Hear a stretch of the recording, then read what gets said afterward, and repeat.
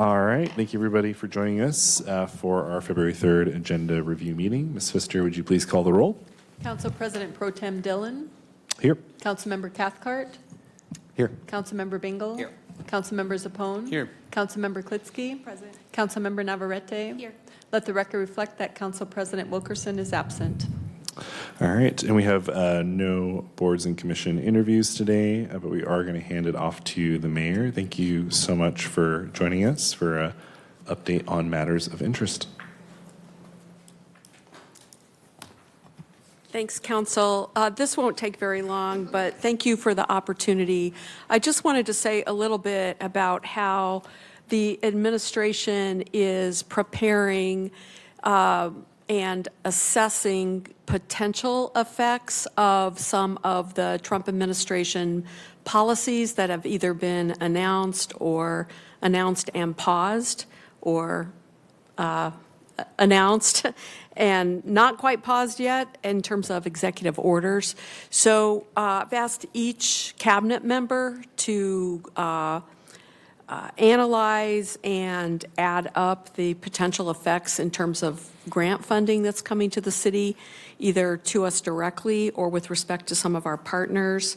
So we have that list, and the total list of those funds from all the different cabinet members is at around $48 million of separate grants that are potentially impacted. I'll just point out a couple. Of course, there was the funding freeze that was reversed in terms of the executive order, but there was mixed messages in terms of the executive orders are still to be addressed within each agency, federal agency separately. So the portal for housing and urban development was temporarily shut down, but that turned back on again. The one that is currently still on pause is Forest Service has directed us to pause with respect to the tree planting partnership. That's a three-way partnership that we have with the Lands Council and the County Conservation District, and we've been advised to pause on that project for the time being. That's a total $6 million grant in which we're focusing on underserved neighborhoods of Spokane that would benefit from an improved tree canopy. So we will hope that that is clarified soon so we can keep moving forward on that program. Another one that would have some significant effects along those lines is our EPA Community Change Grant, and our Office of Emergency Management is working on that. Again, they're subrecipients on this grant along with Gonzaga, and this is infrastructure modifications at the Northeast Community Center, the West Central Community Center, Liberty Park Library, Central Library. And so that's another one that might fall into an at-risk category. The second piece is effects on our partners that provide services to vulnerable individuals. And at this point, the effects that we're sure of are the cessation of grant funding to World Relief and the International Refugee Committee. Did I get that right? IRC? Rescue, sorry. And the concern there is that their work with refugee populations, those are folks that are right on the margin. And so we're going to just be working with them to understand the potential impacts for those vulnerable communities. A third piece is that people ask us about is with respect to activities by federal agencies like ICE and the Border Patrol. They don't communicate with Spokane law enforcement about their activities, so we don't have any clear sense of what that looks like within the city limits. We do have community partners that we've reached out to have them report concerns. Councilmember Navarrete and I are setting up a community listening session with regard to that, but we don't have any firm data on that one. And then finally, tariffs, those are paused, I understand, but from my work at Commerce, I can tell you Canada is our #1 trading partner for Washington State. So there's definitely concerns with respect to the impact of tariffs should those move forward. We don't have any specific numerical estimates of that right now, but generally it's not just the initial tariff, it's the retaliatory actions that the other countries take in response to the tariffs that create a period of uncertainty that makes it harder for capital investment to take place. And then ultimately, the tariffs get included into pricing of products that gets passed on to people who buy products, both domestically and internationally. So that's what we know so far. It's mostly a question of uncertainty, but I wanted you to know that we'll be monitoring that. If it has impacts on the budget that you passed or on our community partners that we think is going to come back with additional requests from the city, that we'll continue to have a dialogue about that. If you've got any questions? Any questions from there? Go ahead. Yeah, so maybe my thought was that the grant we received for the tree planting, which we desperately need more canopy in Northeast for sure, I thought all of that money was in hand. And so if it's, okay, do we think that there's any attempt to claw back dollars that might already be in hand? I don't think we have any evidence of that at this point, but much of our work, it becomes, sometimes it's they do the work, reimburse them, then we get reimbursed. And so the city has to figure out if we're in that environment, if we want to move forward in an uncertain environment. In this case, we specifically received guidance from the Forest Service to pause. Okay. Any other questions for the mayor? And we pass that on through our urban forester and through our partnerships. Just met with the Lands Council today. Lots of interesting plans in place there. So we definitely hope we can keep moving forward with it because it's not only trees, but it's also employment because they're working on plans to hire folks to water the trees. And so, and specifically working with some vulnerable populations in that regard. So that would also be a ancillary impact that could occur. Well, thank you so much, Mayor. We really appreciate the information and the update. Great, thank you. All right. Next up, we are going to have Maggie Yates and Adam McDaniel come down. Any questions regarding alcohol or community health impact area ordinances? Yeah, and this was just available as needed if there are questions about either of those two.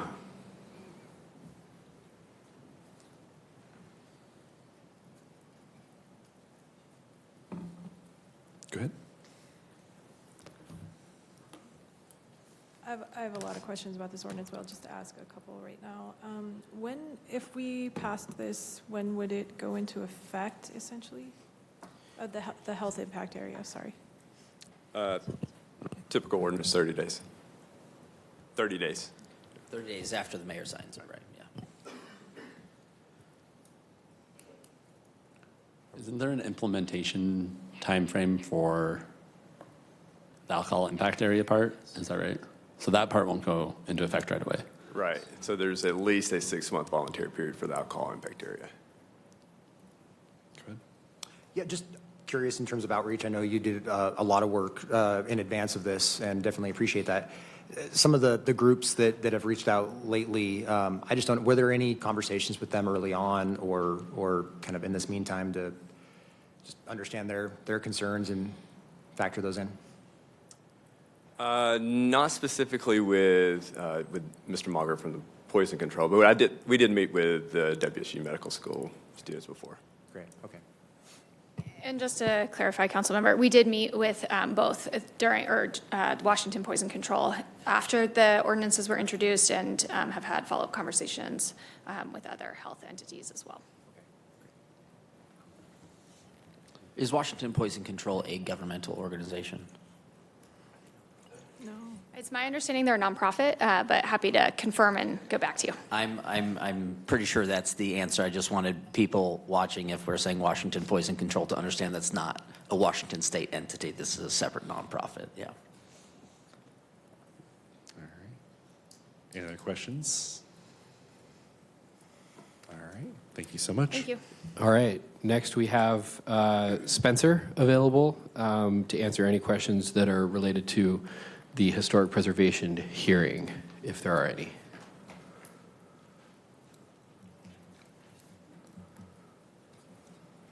And Megan as well. Megan's here too. My name's just listed on it, but Megan probably has as much or more background on the historic preservation stuff than I do.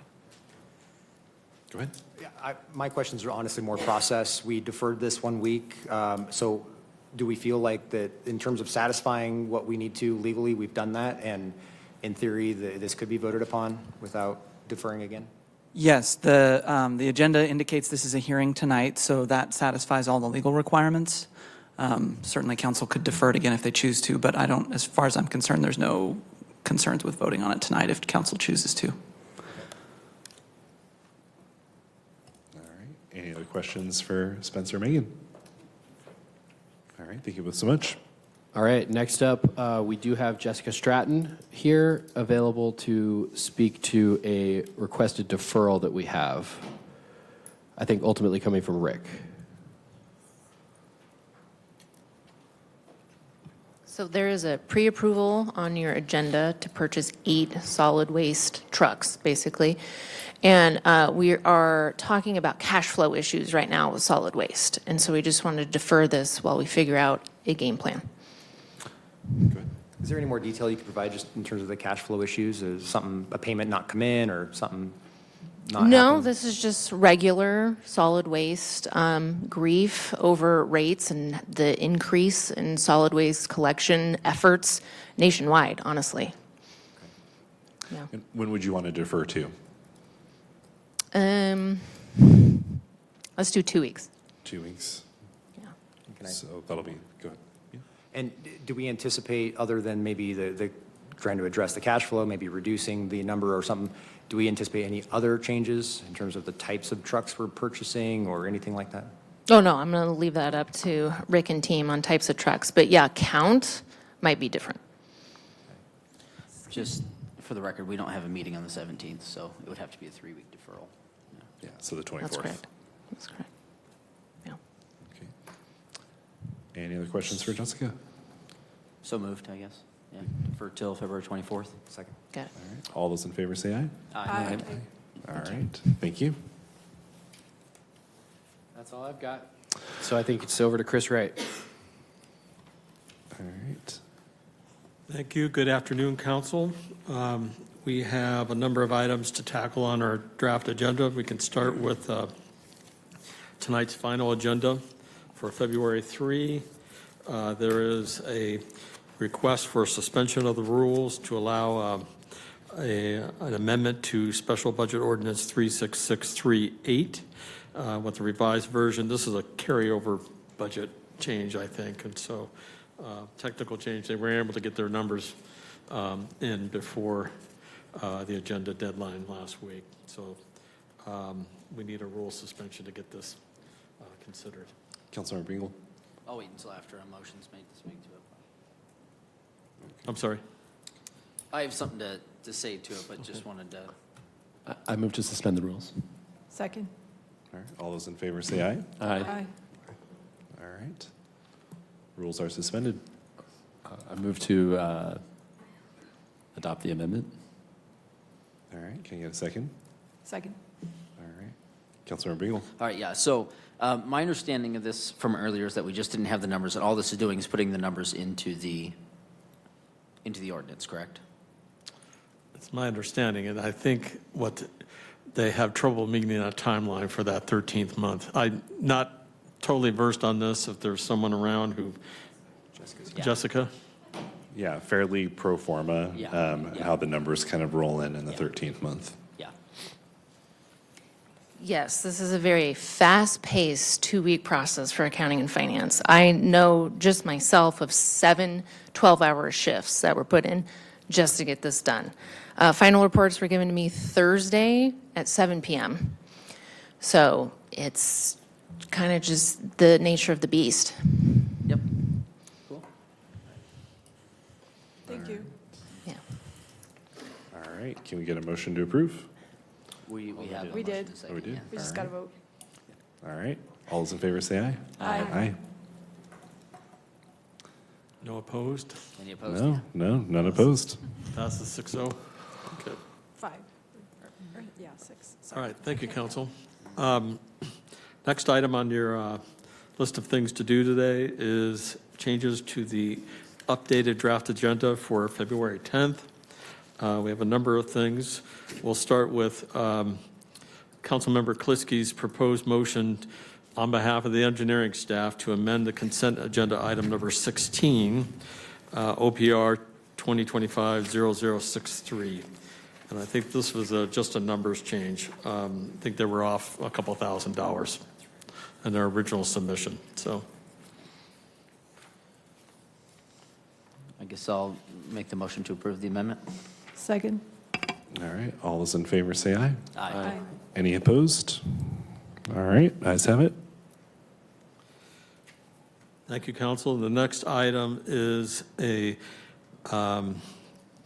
motion to, possible motion to defer Resolution 2025-0005 relating to Safe Streets for All, to defer it to February 24th, 2025. I think the conversations are still continuing about the projects in that resolution.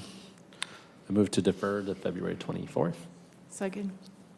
All right, all those in favor say, go ahead. Yeah, real quick. We had talked about this in traffic calming, but I'm just curious, do we anticipate any changes other than kind of just a little bit more time? Do we know, Abby? Well, I think the biggest issue is the Rowan Maple Ash, to try to get costs on that one. And that could potentially be substituted versions for that one. That was an initial cost of $2.3 million that might be down to $1 million. It might be supplemented funding, so we're trying to figure that out. But I think the majority of projects were not. No change. Okay. Yeah, so it's really just budget on the Rosamond project in District 2, and then what is possible with Longfellow and Ash, or Rowan and the one-way couplet. Okay. And then just what does that mean for the total expenditure this cycle? Yeah.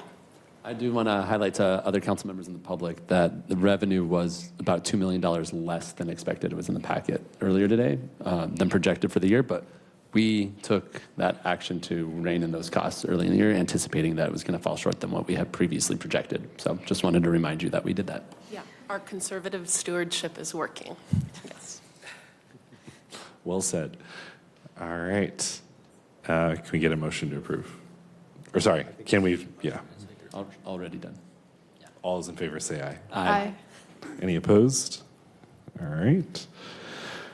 Thank you, council. One more item on your agenda for February 10th is ordinance 36630. This relates to recruitment of bilingual applicants to the city of Spokane. Councilmember Navarrete has a fairly simple amendment that adds, among the skills that we'll be seeking is not simply bilingual capability, but also translation and interpretation skills, which are, kind of a specialized subset of that. And so her amendment would just add those skills to the list that we'd be looking for in city employees. And what date, what agenda would this be on? It'll end up being on the 24th. 24th. So the only reason you're considering it tonight is because the agenda came in late, or the amendment came in late, and to make it timely, we would be considering this on the 24th. So we would need to defer it, Okay. I think. Can I get a motion to defer? So moved. I would recommend you deal with the amendment first. We didn't, I thought we adopted it previously, so, all right. I don't know. I don't remember adopting it. No, not yet. Okay. So I think you can just adopt the amendment. You deferred it to allow for that amendment to have been submitted timely for your consideration today at 3:30. So if you adopt the amendment, you can consider this on the 10th. Thank you. Oh. All right. Can I get Motion to adopt Councilmember Navarrete's amendment. So moved. Second. Go ahead. And just for clarification, remind me, the amendment specifically talks about just adding requirements around the verifiable. I think the amendment uses the word certified. Yeah. There's not a lot of information available about how you become certified. The only entity I know of that actually certifies interpreters and translators is the Healthcare Authority as part of medical translation and interpretation. I'm not sure if there's other entities. There's not a state entity that I'm aware of that licenses people, anything like that. But in the end, the certification, the determination about the level of qualification would be done by the Civil Service Commission and by HR. So. If I could just add, so Kelsey and her team are very familiar with recruiting firms to do that work and to do that certification, and they actually currently do that on an as-needed basis for the police department for their bargained ad to pay for translation services. Okay, awesome. Okay. I think you have a pending motion. All right. All those in favor say aye. Aye. Any opposed? All right.